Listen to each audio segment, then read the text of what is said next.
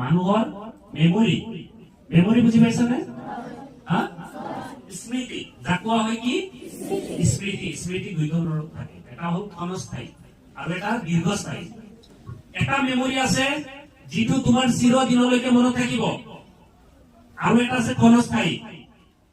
এই তোমালোকে মোবাইল চোবাইল বিলাক বেছি পিটিকি থাকিলে ক্ষণস্থায়ী মেমৰি হ'ব। কি মেমৰি হ'ব? ক্ষণস্থায়ী। এই অলপ 2 মিনিট চালা, তাৰপিছত আৰু মনত নাথাকে কি চাইছে, বুজি গ'ল।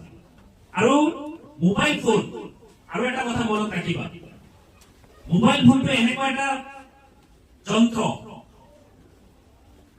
এই যন্ত্ৰটো যেতিয়া চলোৱা আৰম্ভ হয় তাৰ পৰা কিছুমান পোহৰ ওলাই আহে, আহে নে নাই? হেৰি বুলি কোৱা হয় ৰে, ৰশ্মি।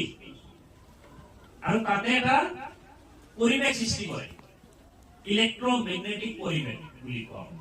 বিদ্যুৎ চুম্বকীয় ক্ষেত্ৰ এটা হৈ যায় তাতে। আৰু এইটো বেছিকে চোৱা মানে আমাৰ ব্ৰেইনৰ ক্ষতি হয়, আমাৰ শৰীৰত আমাৰ মগজুৰ ক্ষতি হয়। ঢৌৰ নিচিনাকে যায়, শব্দবিলাক ঢৌৰ নিচিনাকে যায় নে নাই? ধৰি লোৱা গুৱাহাটীত কথা পাতি আছে, মই ইয়াত কাণৰ ওচৰত লৈ কথা পাতি আছো, এইটোতো ঢৌৰ নিচিনা হৈ বস্তুটো আহিছে নে নাই? এই ঢৌটোতো আমি দেখা পোৱা নাই, পাওঁ নেকি? এইটোতো আমাৰ ব্ৰেইনতো ক্ষতি কৰিব, কৰিবনে নাই?